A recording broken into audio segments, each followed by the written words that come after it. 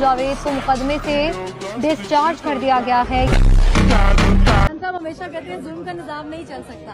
अब मुझे तैयारी पकड़िए, वो सूबाई असेंबली में आपको चैलेंज करने के लिए आ रही है।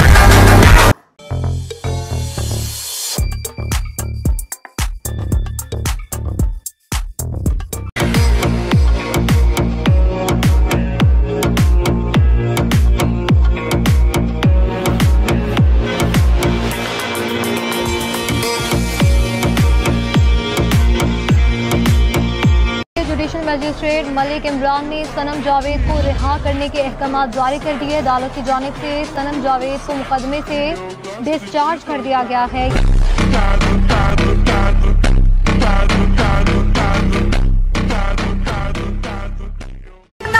इमरान, हाँ सनम क्या कहेंगी जो देखने वालों ने पैगाम दे दें आप? देखिए, आप इतना जोर जबरदस्ती जुल्म से कुछ भी नहीं कर सकते। हम वहीं खड़े थे जहाँ हम 14 महीने बाद भी खड़े हैं। ठीक है, बहुत पहले भी वहीं खड़े थे। बहुत शुक्रिया जी। सनम जावेद अब रिहा होकर यहाँ से निकल चुकी हैं। ये मनाजर हैं सनम जावेद अब यहाँ से चली गई हैं। ये मनाजर हैं सनम जावेद एक लंबे अरसे के बाद रिहा हो चुकी हैं। पाकिस्तान तहरीक इंसाफ के रहनुमा सनम जावेद को सेंट्रल जेल गुजरांवाला से रिहाई के बाद फिर गिरफ्तार कर लिया गया। सनम जावेद को इस्लामाबाद पुलिस ने गिरफ्तार किया। लाहौर हाईकोर्ट ने गुजरांवाला के मुकदमे में सनम जावेद की रिहाई का हुक्म दिया था। आपको बताएं कि पाकिस्तान तहरीक इंसाफ के रहनुमा सनम जावेद को सेंट्रल जेल गुजरांवाला से रिहाई के बाद फिर गिरफ्तार किया गया है। याद रहे कि कोई वजह है, पास अपने जो अपनी जगह है, जान से ज्यादा खर्चा आया, घर अपने तब नाम लगा है, रस्ते पर साहब हमेशा कहते हैं जुल्म का निजाम नहीं चल सकता। अब मुझे देखिए सनम जावेद आप जा रही हैं यहाँ से, ये बना पीछे तो यार इस्लामाबाद हाईकोर्ट का फैसला सुना गया और उनको इस वक्त इस्लामाबाद हाईकोर्ट में लेके जा रहा है। सनम क्या कहेंगी? इस्लामाबाद हाईकोर्ट जा रहे हैं, मुझे उम्मीद है वहाँ से पूरा इंसाफ मिलेगा। अगर दोबारा गिरफ्तार कर दिए तो कोई बात नहीं, पहले भी 14 दफा।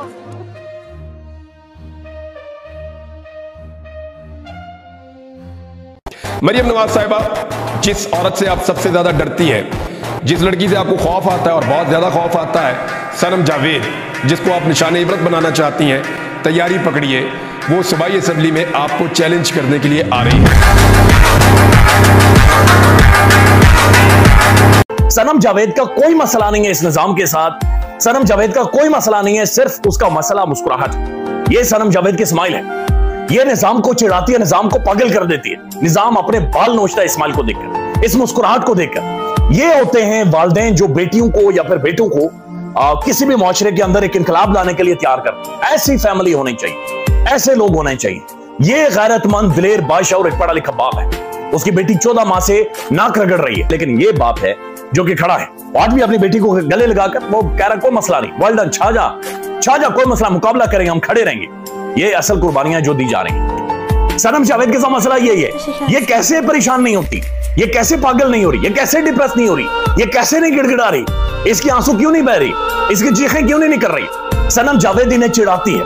सनम जावेद इनके लिए बवाले जान और अजाब बनी हुई है। सनम जावेद का अच्छा दिखना इनके लिए अजाब बना हुआ है, और वह जब भी बाहर आती है ऐसे विक्ट्री का निशान बनाकर मुस्कुराती है।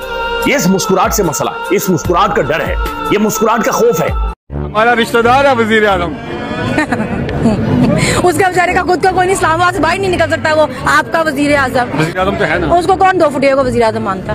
बात तो सही है। नहीं, उसका 2 फुट तो नहीं है ना, ये तो आप ज्यादा कर रही है ना, ये तो ऐसे तो ना करे ना। इतना सही है, बस डिग्गी में छुप जाता, कितना बड़ा हुआ। अरे बाप रे, ये तो धोती खोल रहा है। तो डिग्गी में छुपने से कद छोटा हो जाता है। आप आएंगे डिग्गी में पूरे? हाँ मैं आ जाऊंगा। आप तो पटवारी आप आई जाएंगे। तो आज तक बचपन में कभी आप डिग्गी में नहीं बैठी? हम ऐसे करतूते करते नहीं, डिग्गियों में छुपना पड़े। हाय हाय। अच्छा, किसी ने पीछे से बोला है कि अमीर लोग कुत्ते बिठाते हैं डिग्गियों में? हाँ, तो वो भी बूट वालों का कुत्ता ही है ना बेचारा। बूट कौन से बूट वाला? बूट तो मैंने भी पहने हुए हैं। वो जो पूरे मुल्क के मालिक है ना, उनका कुत्ता ही रखा हुआ उन्होंने। वो डिग्गी में चुप के वही चाटने जाता था, आपको नहीं पता था? नहीं, वो डिग्गी में चुप के आपके घर तो जाता नहीं, वहीं जाता था ना। दीदी वाह दीदी, अच्छी बातें कर रहे हैं आप। मेरे घर मरीम थोड़ी रहती है जो मिलने आएगा। आपका दिल तो बहुत है उसको अपने घर रखने का, मगर वो लंदन में रहती है। तू समझा? हाँ। नहीं, तू समझा नहीं। भाई वो मेरी नानी क्यों में घर खरीदे? हो सकता है मैं आपको चोर नजर आता हूँ?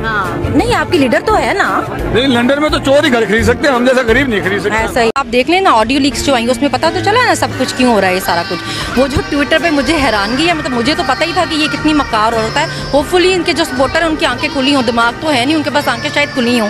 मतलब वो इतनी चालबाज औरत है, उसने ट्विटर पे उफ अल्लाह हाई अल्लाह तोबा तोबा मचाई हुई थी, और पीछे वो खुद ऑर्डर दे रही थी पेट्रोल महंगा करने का। उनके खानदान को सिर्फ गाने बजाने ढोलकी का शौक नहीं, एक्टिंग का कीड़ा भी माशाल्लाह पूरे खानदान में है। पूरा का पूरा खानदान एक्टर है। बाप को देखे मफरूर होने से पहले वो ऐसे करता था जैसे अभी मरा कि अभी मरा, बाहर नहीं भेजा तो मर ही जाएगा। मतलब बड़े सख्त दिल लोगों के भी आंखों में आंसू आ गए कि मर ही ना जाए, मंदूक हमारे गले ना पड़ जाए, उसको बाहर भेज दो, बाहर जाने दो। बेटी उससे 4 रात आगे एक्टर है, उसके ट्विटर पे ड्रामे देखे और वो इतनी गिरी हुई औरत है कि वो लोगों का सेहत कार्ड बंद करा रही थी कि सेहत कार्ड बंद कर दो। इन्होंने पनाह गाहें और लंगर खाने पहले बंद किए हैं, और अब सेहत कार्ड भी बंद कर लो क्योंकि हमारे इलाज तो बाहर हो रहे हैं, यहाँ गरीबों का इलाज हो रहा है, इनको बंद कर दो। इमरान खान क्योंकि इसका नाम लगता है। फेम के लिए नहीं है।